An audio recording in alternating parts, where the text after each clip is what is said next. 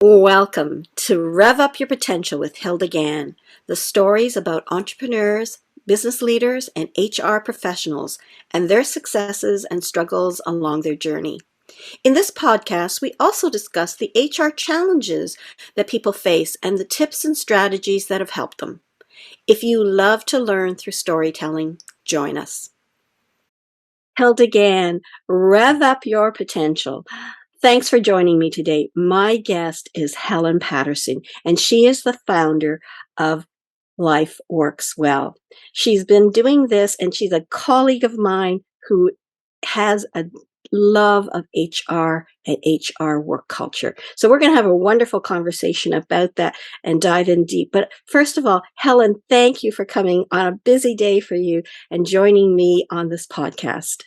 Oh, Hilda, thank you so much. I am so happy to be here today and looking forward to our discussion. We've had many awesome discussions in the past, so I am really happy to be here. Thanks. It's always nice to have a colleague on and share our passions about HR to help business owners and HR professionals and CEOs and leaders to build better workplaces.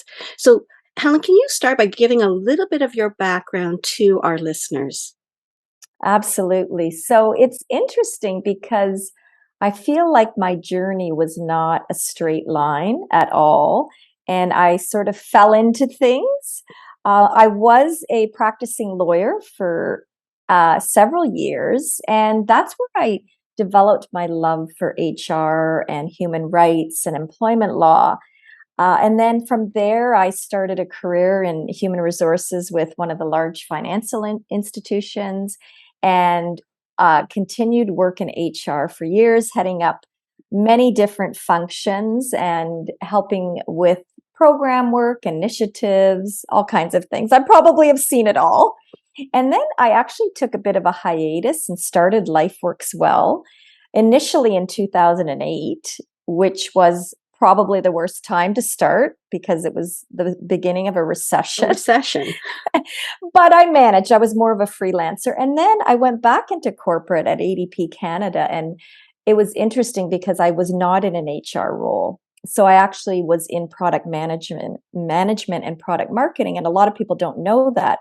So I was able to get other business experience from that.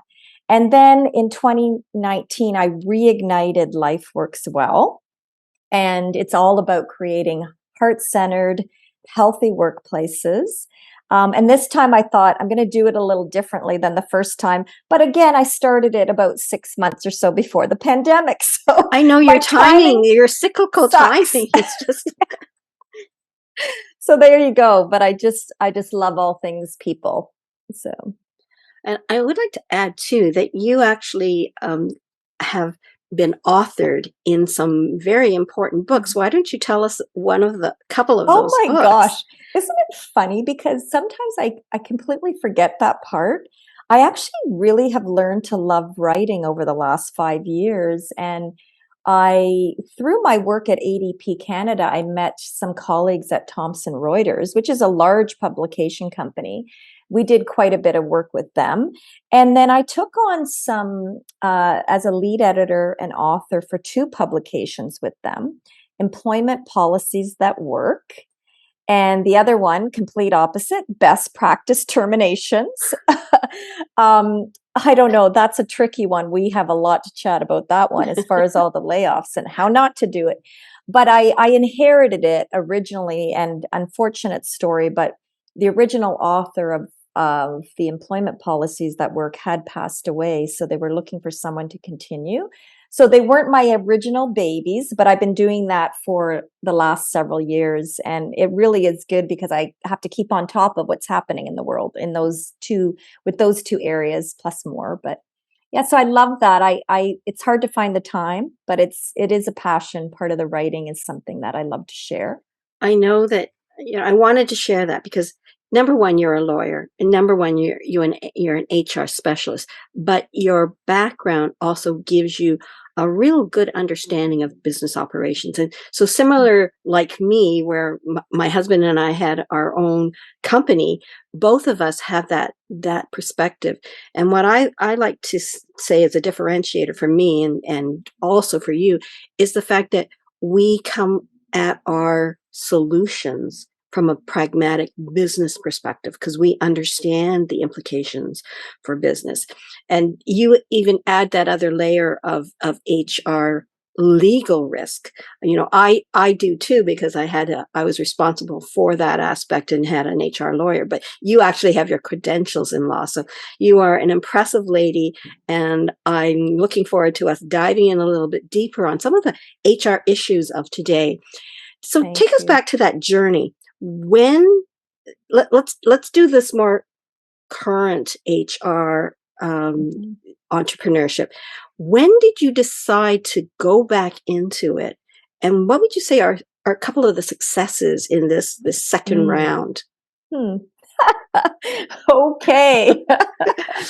It's been, here's the thing. I think one thing, so why I ended up doing this, again, a lot of my decisions in life have been sometimes surrounded by life events. And I think individuals can relate to that, that being in a corporation as an employee is not always easy, especially when you're trying to juggle everything, as a mom, as a daughter, as a, Uber driver taking my kids to their to their sports events and things. So it isn't always the best place. So this really informed me. I thought, if I really want to get out there and help organizations, well, first of all, the large organizations have generally the resources to do so. Mhm. They can give all the training and development, and they can create, but these smaller organizations don't have that ability sometimes to have a resource for everything. And so what I did was I did think through, how do I want to start this time? I was really more of a freelancer initially, the first time, I'd say. I just took on projects at a time, a lot of referral work, and I didn't really juggle more than, one or two clients at a time. And this time I thought, I'm going to surround myself by a lot of women entrepreneurs, business, who have started businesses, and really learn how to do it, you know, the right way, and try to scale and grow. And that part, because I learned a lot of business and finance within an organization, but running the business is a whole different thing. Yeah, And I yeah. can tell you a lot of challenges. But even meeting you, who had that wonderful success story of your prior business, and how you transitioned into, because you had such a passion for people at your with your husband at your first company, and you had won awards and all of those things. It's like, how do you want to proactively do it?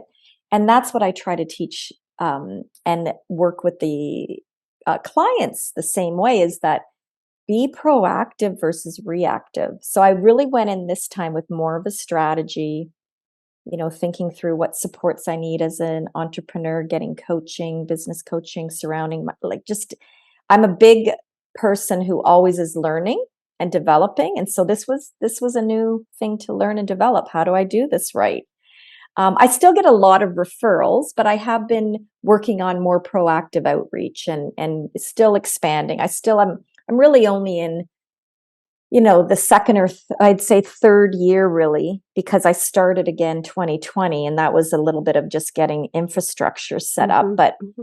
really growing, it takes some time. It takes time to get your infrastructure, get things in place. Same headaches I have, that you have, and that every other entrepreneur has. You Small always like business. to say, I'm a little bit behind you, so I'm okay where I am, which pressures me to say, okay, I got to keep improving so Helen can know where she can improve as well, kind of stuff. But it's an Exactly. interesting journey because it does have Hmm. its successes and it does have its struggles. What would you say are some of the struggles that have Hmm. come into play in Oh, the last few years since you started?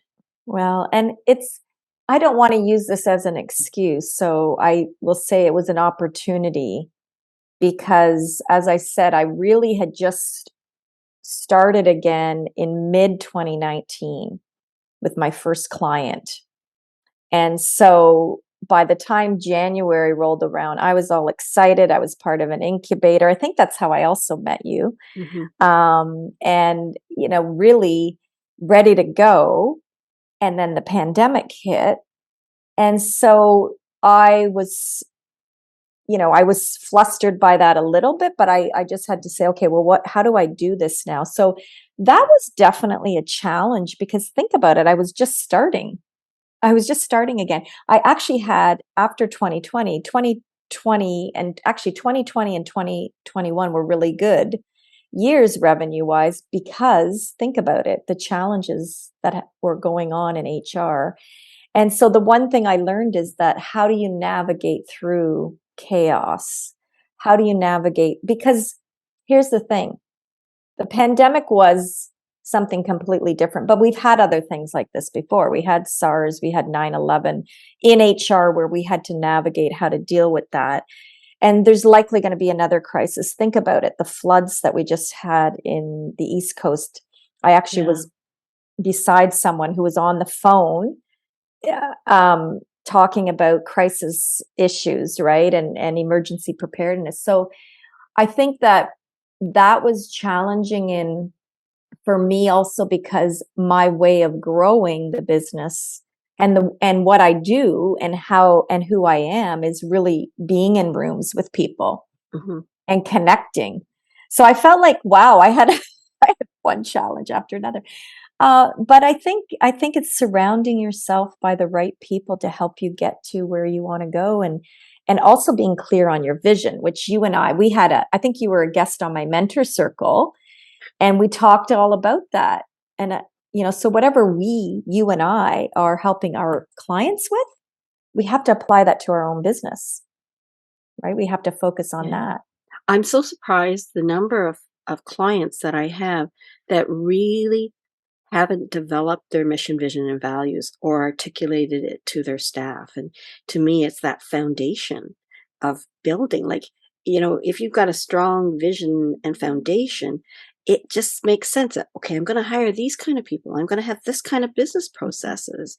I'm going to want these kind of staff and these kind of clients. And it just makes so much sense. But I had a client who was 5 years into the business and she still couldn't articulate the the mission or Hmm. vision that she had, and she had a business coach. So I thought, well, I don't want to step on the vision, the business coach's job, because that's the business coach and her to work with.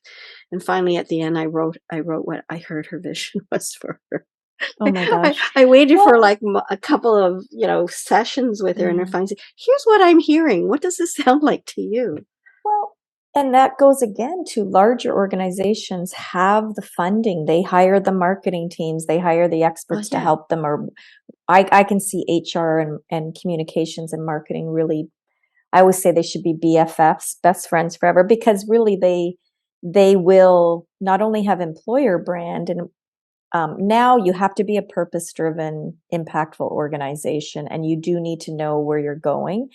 But you know what happens? It's like that shoemaker's children. People talk about it where you're so busy working on everybody else's things, you haven't taken the time to fix your own shoes or something like that, Yeah. right? So Yeah. I think I am actually, and sometimes it can evolve, right? So sometimes you can have it, it might not be written on your website. It still may be part of your culture handbook or things that you Right. do talk about all the time, but you just haven't put it out in the world because really it's the action more than anything, those written words. But I agree, like in part of our assessment, the first thing we ask about is what is your corporation philosophy? What's your mission, vision, values, or purpose or passion?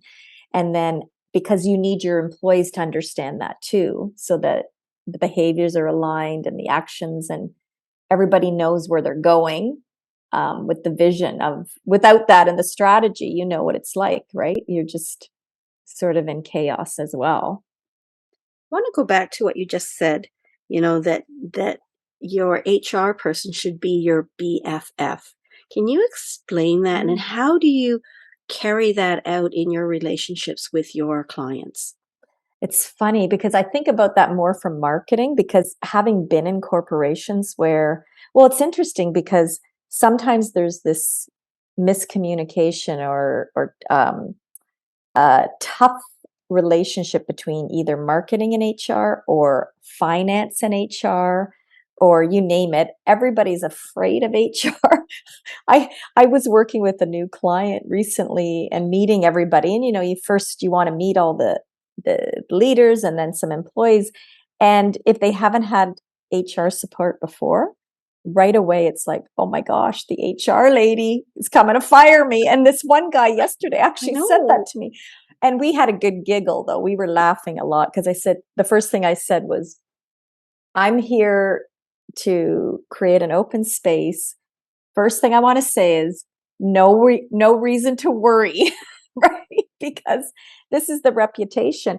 So I think here's the thing, Hilda, you and I know, I think part of it is it's had a bad rap. It's had a bad reputation for a Mhm. while because the function is finally starting to elevate, but prior it was considered this admin function or just paper pushers and policy police and things like that. So, when you use HR versus organizational development specialist or talent person, there's a different connotation with it. Mhm. Mhm. So I'm all about HR with heart, as you know, and Yeah, and it's really that's about part of the people. name. Like life works well, but your tagline is with heart. And mentor with heart and lead with heart. And we did a session last month. Our focus in September was communicate with heart, because you and I have talked about that, how important communication is. So I really think that, first of all, it's trusting that individuals that go into this profession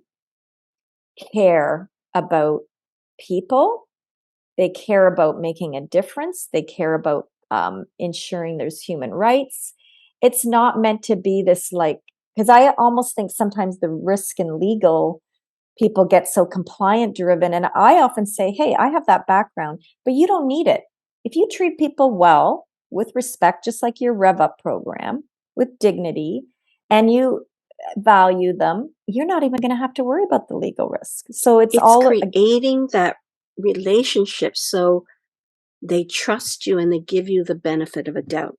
Because let's face it, when we have friends, we tend to kind of bend over backwards to have that relationship and give them the benefit of the doubt. But for our enemies, the same action will be seen as you're doing it on purpose and you hate me and you're out to get me. So it's all the lens that we have, right? It's all in mm, the lens that we carry with us for those who are that we yeah. trust and believe in and support, and those that we don't trust and we don't connect with. And I think, So true.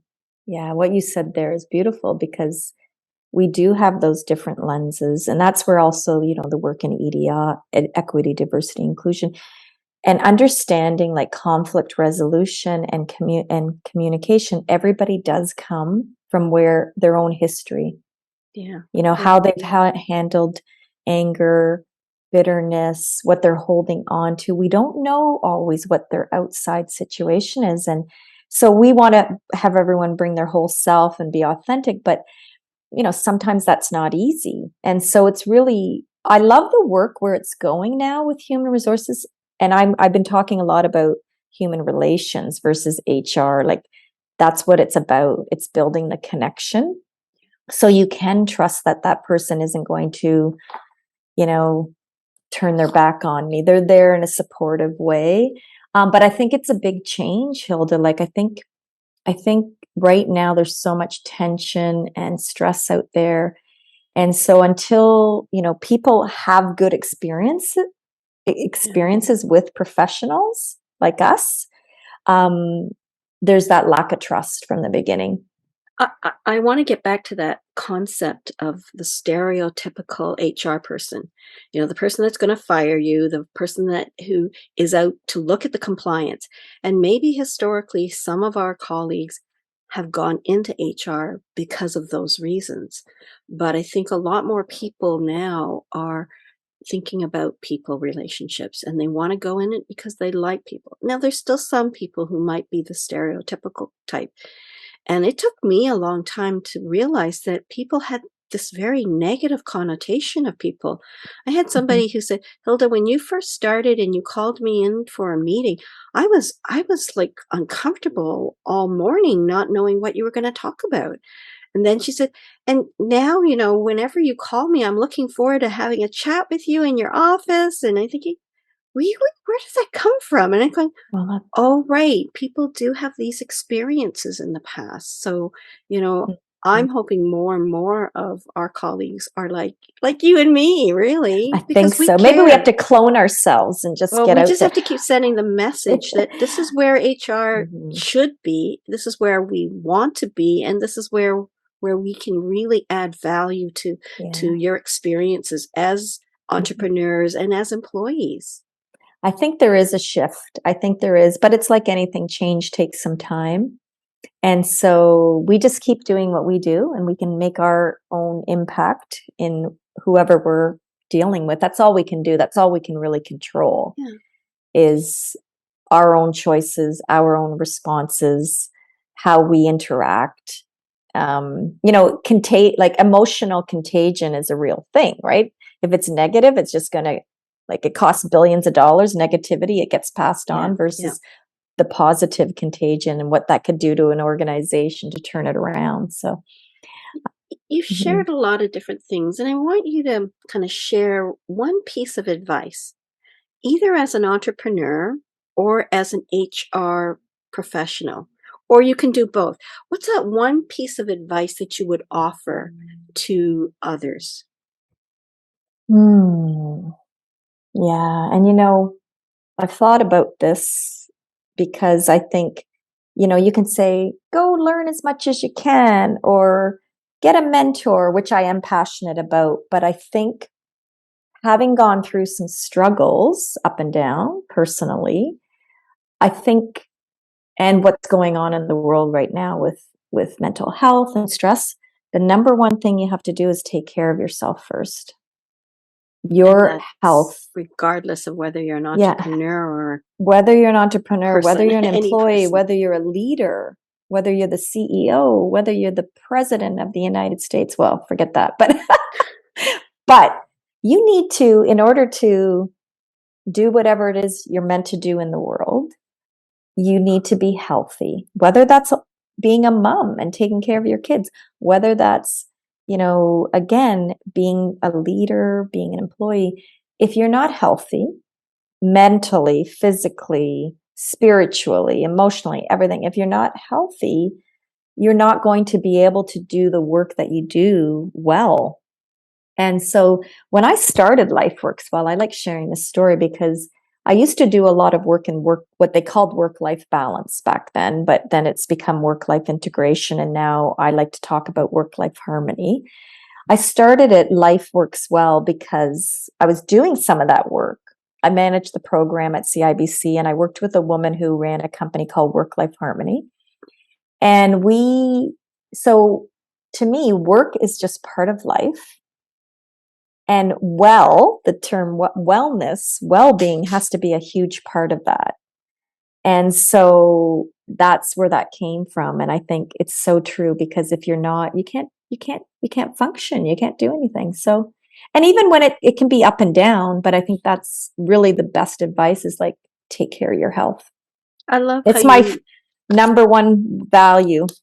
you got it I've on got a it post-it. here. I Sorry, I was love going how to. you use that word harmony because balance can sound like juggling and then has a negative connotation or a positive where everything's aligned. But for some people, the alignment is this is balance. But the Mhm. harmony gives you that synergy. I It just love has that. a lovely flow to that. Mhm. I got to make a mental note. I love Do you that word. I'm know? going to use it. Well, I hear it more now, which is interesting. But Nora Spinks, who I would say is a wonderful mentor of mine, and when I first started the first time, I did work with her at the bank. She did a lot of work for the banks, and she actually, I think, brought employment insurance, other programs for like maternity leave, like amazing woman. And her company was called Work Life Harmony. Hmm. And I always loved that. I always thought this makes so much more sense. And we actually developed together a program and process on how you are at different stages, right? So sometimes you're just trying to barely make it. Then you can kind of move into a bit of balance.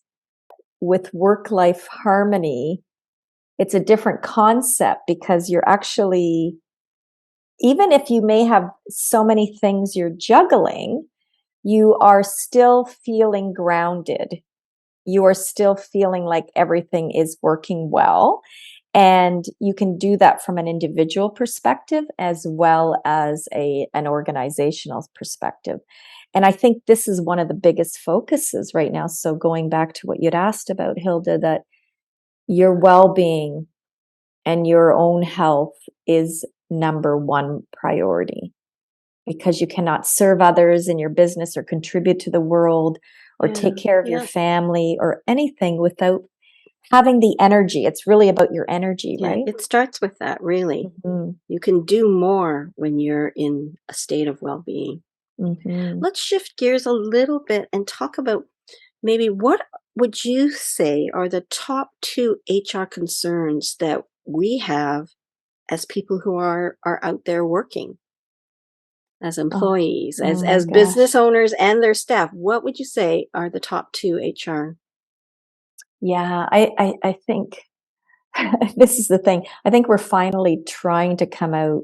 Think about the time right now, Hilda. We're trying to come out of this 2, 3 years of isolation, and then we're potentially heading into a recession. So there's a lot of challenges as far as keeping, we always talk about this talent, not only attracting talent, but keeping them engaged. And I think wellness is a big part of it right now. There's finally a recognition. So, really, I think that definitely is one of the top challenges for me as a business owner and for all the clients and practically every company out there right now. And then, secondly, I think, and again, a lot of this started, it's been around for a long time: equity, diversity, inclusion, treating people fairly. It's a lot of the work you try to do as well as me. Yeah. And I don't know why we can't get this right, because you and I think, okay, this is like just simple: treat people with respect, dignity, humanity, and everything should be okay. So, but it's with so much going on. So I think after George Floyd and since that time, if anything, there's been more emphasis and focus on it, but there's still a long way to go. We're just starting. We're just scratching the surface of creating these cultures and workplaces that are healthy and You're right. equitable. It's almost like it's kind of an embryonic stage. People are more aware and people want to do stuff, but maybe don't feel they have the knowledge, skills to do it. And I know that you are such a strong advocate of it. And all these new terms, right? Allyship is one of them. And so Mhm. women and men who are, not minorities and want to support, we call them allies. And they're just as Mhm. equally important in bringing about this inclusiveness as they would. Yeah. Can you comment, because you are so passionate about it, can you comment about allyship? Yeah. Well, thank you. I appreciate you asking, because I was thinking about that. How do I, as a white female, I do have want to champion equity, and I have the lens of being a woman.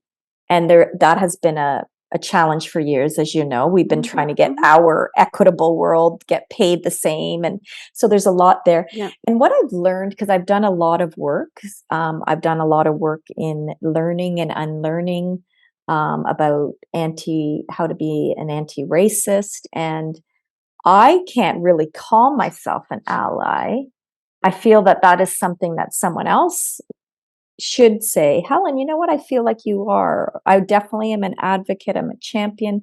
But there's so much I've learned about that. But I think for me, because I've always had a passion for human rights and for employees, people that have been treated poorly. So I do have that ability to say, I'm going to make a difference. Hmm. And even if it's small scale, what can I do? So Yeah. I really encourage it in the work I do. I encourage it with my team. Everything that we do when we think about themes and how we want to share our thought leadership or knowledge, there is always an equitable lens. And there's always, like, Yeah. let's think about it. How can I, hire diverse employees? How can I hire vendors and work with vendors from a different background? So I believe that being an ally is something that is an honor and a privilege that is, someone else sees that in you, but also that you take action, right? It's really Yeah, about it's exactly. It's not not just, just putting up, today I have yeah, my saying orange on things, it's moving forward. because I do have the orange, like I do, but I have lived this even prior to there being a National Day of Truth and Reconciliation. Like I Yeah, have been yeah. aware, and but it's more than, what can I read today? What more can I Yeah. do? And I it's mean, constant, right? It has to be a it, forever it's thing. it's in your DNA. It's in my DNA. We both, I think, are the kind of people who've always wanted to make it a nice place to be, because we want to have a nice place Mhm. where we are, and we want others to feel that way. So your allyship is really about you. And the conversation that you and I have had today, I think shows that. It shows your warmth, it shows your caring, life works well, come from the heart, all of these things. It shows who you are. And I think you're right. It's not just having knowledge, it's really taking it into action in whatever you Mhm. do. I know we can talk all day. I know.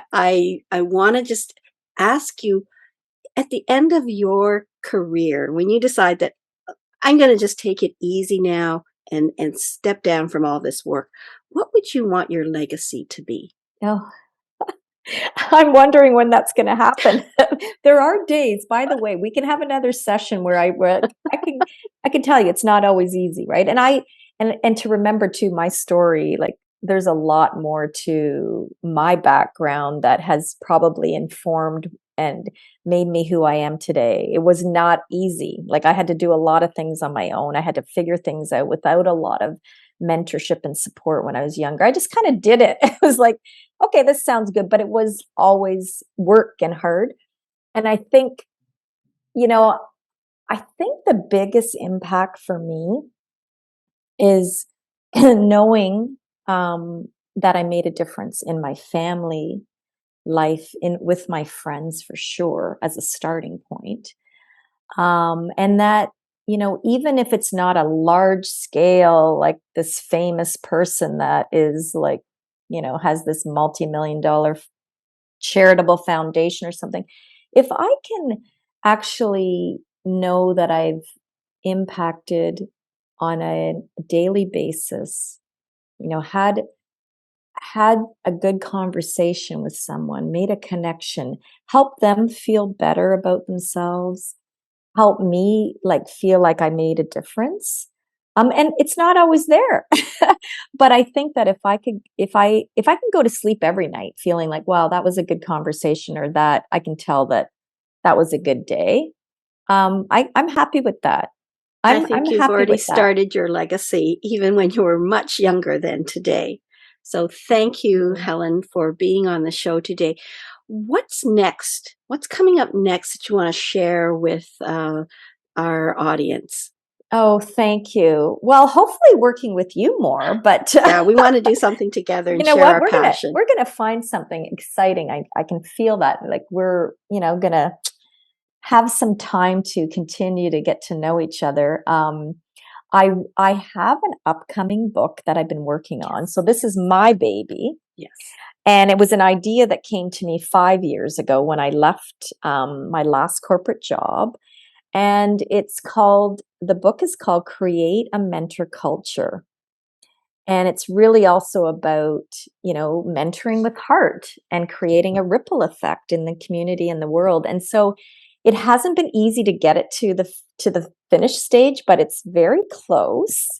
I'm very Yay. excited about it. I think it's interesting because when I started looking at mentorship 5 years ago and really digging, I mean, I've been mentoring and involved with it for a long time, but really digging in, there's such a need still in organizations, in our communities for youth and in the world. Like, and it's not something that is costly. It's just time and holding space for people. And so the more people that can mentor, I think it's going to be a really helpful book, and I'm excited to get it out. I'm working towards hopefully pre-sales in November. And my worst case scenario, it's January is National Mentoring Month. So that's the latest it'll be available in print. And so I'm so excited. It's so close, but it takes a lot of work. I had no idea. The finish line is almost there. So I'm looking So forward that's to next being year. one of the persons that buys your book very, very early. How do people get a hold of you? What's the best way, Helen? So I'm at Helen at lifeworkswell.ca. That's my email. But I am on social, LinkedIn. You can reach out to me. You'll see me, Helen Patterson. The business is on there too, Life Works Well on Instagram and things. I have a website as well, lifeworkswell.ca. There's a lot of great resources on there. There's a blog. There's lots of great information. I have a newsletter. So yeah, that's where you can find me. Reach out anytime. I love whether you're an HR professional looking for guidance or a business owner or anyone that really just wants to talk about some people issues. And I love the connection. So I'm open to that. And it's very evident in your conversation with us. Thank you very much for joining us today, Helen. I've enjoyed sharing our little anecdotes and our passion about people, and enjoyed having you on the show. Thank you so much, Hilda. You're amazing. I really Well, am so happy that we met, and I appreciate the time I love our today. collegialship for sure. And to those of you who've taken the time to listen, this has been a treat to hear Helen and her passions about HR and breaking the stereotype. We really do care about people. HR are there to help. So thanks for listening. If you love this, give it a thumbs up. Remember to subscribe. There's a lot of interesting people who really want to share their stories and help you in your journey in life. Thanks a lot. Thank you for tuning in to Rev Up Your Potential with Hilda Gann. Be sure to like, comment, and subscribe to our podcast on YouTube and Spotify to stay up to date on our latest episodes. For HR tips, news, and strategies, or if you're interested in being a guest on our podcast, visit our website at peoplebrightconsulting.com.